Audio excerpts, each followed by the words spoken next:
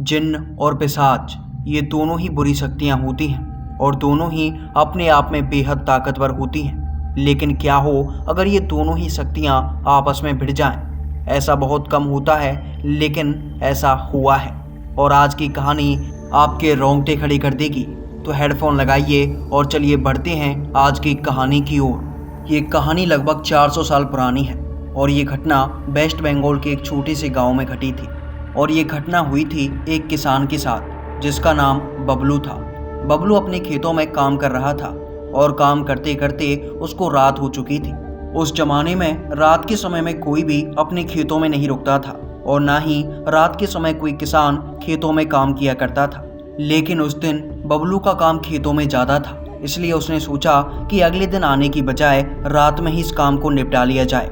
और बबलू उस दिन रात भर अपने खेतों में काम कर रहा था। रात के लगभग 11 बजे के आसपास बबलू को अपने खेतों में किसी के चलने की आवाज़ें सुनाई देने लगी। बबलू ने इधर उधर मुड़कर देखा, लेकिन उसे कोई दिखाई नहीं दिया। इसके बाद थोड़ी देर और बबलू ने अपने खेतों में काम किया, लेकिन उसको अचानक से किसी के हंसने की आवाज़ सुनाई दी। बबलू इस आवाज़ को सुनकर एकदम से डर गया, क्योंकि बबलू के अलावा उस खेत में और कोई नहीं था। दूर दूर तक कोई इंसान का नाम नहीं था, लेकिन ये हंसी किसी इंसान की थी। खेतों में हर जगह बस झिंगुरों के बोलने की आवाज़ें सुनाई दे रही थी, जो कि रात के समय में बबलू को डराने के लिए काफ़ी थी। और इसके साथ जब उसने ये हंसी सुनी तो बबलू और ज़्यादा डर गया। लेकिन इसके बाद बबलू ने अपने फावड़े को हाथ में उठाया और बबलू सोचने लगा कि क्या खेतों में काम किया जाए या फिर रात के समय मैं अपने घर वापस चला जाऊं। बबलू ने थोड़ी देर तक तो ये सोचा, लेकिन इसके बाद फिर से उसने अपने खेतों में काम करना शुरू कर दिया। लेकिन थोड़ी देर के बाद ही उसको फिर से किसी के चलने की आवाज़ें और किसी के हंसने की आवाज़ें एक साथ सुनाई देने लगीं। बबलू इन आवाज़ों को सुनकर एकदम से डर गया और जैसे ही बबलू ने काम करना बंद किया, तभी वो आवाज़ें एकदम से बंद हो गईं। लेकिन थोड़ी देर बाद बबलू वहीं पर बैठ गया और अब उसने काम करना भी बंद कर दिया था। लेकिन कुछ समय बीतने के बाद रात के लगभग 12 बजे के आसपास उसको फिर से एक पेड़ के नीचे से आवाज़ें आने लगीं। लगातार वो आवाज़ें बबलू के पास आ रही थी। बबलू को ऐसा लग रहा था कि मानो उस पेड़ के ऊपर कोई बैठा हो, और बबलू ये भी चाहता था कि उस पेड़ के पास जाकर वो ये देखे कि आखिर वहाँ पर कौन बैठा हुआ है। लेकिन उसकी हिम्मत नहीं हो रही थी, इसलिए बबलू अपने घर की तरफ जाने लगा। लेकिन जब वो अपने घर की तरफ जा रहा था तो बबलू को फिर से उस पेड़ के पास से आवाज़ें आने लगी और कोई बबलू को उस पेड़ के पास बुला रहा था। बबलू को ये तो पता था कि उस पेड़ के पास कोई बुरी शक्ति हो सकती है और इसलिए बबलू उस पेड़ के पास जाना नहीं चाहता था। लेकिन फिर भी न जाने ना चाहते हुए भी बबलू उस पेड़ के पास चला गया। बबलू जब उस पेड़ के पास पहुंचा तो बबलू को उस पेड़ के ऊपर 2 चमकती हुई आंखें दिखाई दी। बबलू उनको देखकर एकदम से डर गया और बबलू वहां से भागने लगा। लेकिन एकदम से भागते हुए बबलू के ऊपर किसी ने अपना पंजा मारा और बबलू जमीन पर गिर गया। जब बबलू ने पीछे मुड़कर देखा तो उसे वहां पर कोई दिखाई नहीं दिया और बबलू ये देखकर और भी डर गया। इसके बाद बबलू वहां से सीधा भागा और अपने घर वापस आ गया। उस रात बबलू अपनी जान बचाकर घर वापस लौटा था और उसने दिन में अपने गांव वालों को अपने साथ हुई इस घटना के बारे में बताया। लेकिन गांव वालों ने बबलू की इन बातों पर यकीन नहीं किया। लेकिन अगली रात से उस गांव में सभी के साथ ऐसा होने लगा। हर कोई जो कि गांव से थोड़ा सा बाहर रहता या फिर अपने घर से बाहर सोता, उसके साथ ये घटनाएं होने लगीं। उसको ऐसा लगता कि मानो उसके आसपास कोई चल रहा है। लगभग 10 दिन बीतने के बाद गांव में बहुत से लोग इन घटनाओं को अनुभव कर चुके थे और अब गांव में हर जगह ये किस्से फैल चुके थे कि इस गांव में रात को कोई आता है, कोई बुरी शक्ति है जो कि गांव वालों के आसपास मंडराती है। लेकिन उस गांव में 11वीं रात को कुछ ऐसा हुआ कि पूरा गांव डर गया। दरअसल इस रात गांव के लगभग 10 जानवर मरे हुए मिले थे और इन जानवरों के शरीर में बिल्कुल भी खून नहीं था।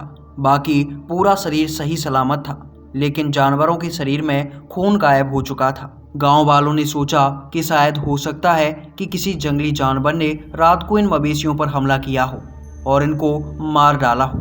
लेकिन अगली रात भी फिर से जानवर मरे हुए मिले।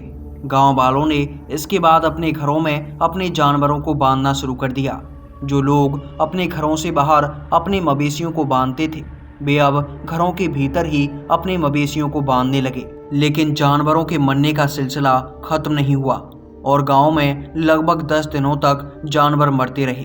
धीरे धीरे करके उस गांव के सभी मवेशी जैसे खत्म हो चुके थे और अब बारी थी इंसानों की। जैसे ही उस गांव के मवेशी खत्म हुए तो अगली रात से इंसानों का मरना शुरू हो गया और अब उस गांव में हर रोज इंसानों की लाशें मिलने लगी। लेकिन सभी इंसान कुछ इस तरह मरते थे कि उनके शरीर के सभी हिस्से सही सलामत होते, लेकिन उनमें से किसी के भी शरीर में बिल्कुल भी खून नहीं होता था। पूरा गांव डरा हुआ था, लेकिन गांव में अभी तक कोई ये नहीं जानता था कि आखिर इनको मार कौन रहा है। और अगली रात गांव वालों ने फैसला किया कि क्यों ना रात में एक साथ बैठा जाए और एक साथ इकट्ठे रहने से हम उस कातिल का पता लगा सकते हैं जो कि गांव में लोगों को मार रहा है। और अगली रात ऐसा ही हुआ। गांव वाले एकजुट बनाकर रात में एक जगह पर बैठ गए और गांव वालों ने देखा कि रात के 12 बजे के आसपास एक विशालकाय आदमी उनसे थोड़ी दूरी पर खड़ा है। वो आदमी काफी डरावना था। उसके 2 बड़े बड़े दांत निकले हुए थे और उसकी लाल आंखें थीं। उसका शरीर आधा आदमी जैसा और आधा किसी जानवर जैसा दिखाई दे रहा था। ये कोई आदमी नहीं था, बल्कि ये एक पिशाच था। गांव के मुखिया ने इसको देखते ही एकदम से पहचान लिया। गांव के मुखिया ने उस पिशाच को देखते ही अपने गांव वालों से कहा कि जल्दी से यहाँ से भागो और अपने घरों के अंदर छुप जाओ। मुखिया के ऐसा कहते ही गांव वालों में भगदड़ मच गई और सभी गांव वाले अपने अपने घरों की तरफ भागने लगे। लेकिन इस भगदड़ में वो पिशाच लगभग 2 लोगों को उठाकर अपने साथ ले गया। जब अगली सुबह हुई तो मुखिया ने गांव वालों को बताया कि ये कोई इंसान या फिर कोई जानवर नहीं, बल्कि एक पिशाच है और हम पिशाच का सामना नहीं कर सकते।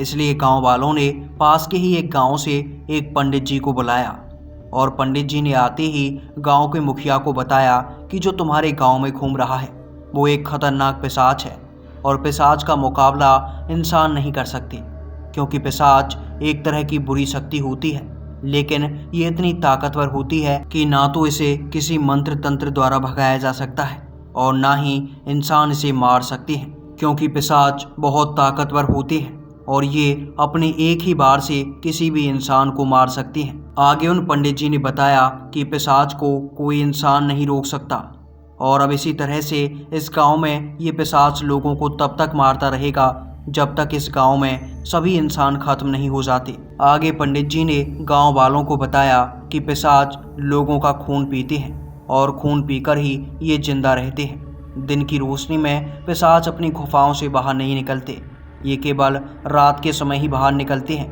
क्योंकि धूप के कारण इनके शरीर की त्वचा जलने लगती है और ये धूप में 1 मिनट भी नहीं रह सकते। दिन में पिशाच को आराम से मारा जा सकता है, लेकिन दिन में इसे कोई ढूंढ नहीं सकता, क्योंकि ये एक ऐसी जगह पर जाकर छुपता है जहां पर आम इंसान नहीं जा सकते। लेकिन रात में ये पिशाच इतने ताकतवर हो जाते हैं कि इनका सामना कोई भी नहीं कर सकता। इसके बाद जब गांव वालों ने पंडित जी से पूछा कि आखिर इस पिशाच को कैसे रोका जा सकता है, तो पंडित जी ने बताया कि पिशाच का सामना केवल एक जिन्न ही कर सकता है, क्योंकि जिन्न एक ऐसी शक्ति होती है जो कि पिशाचों को चुटकी बजाते ही मार सकती है।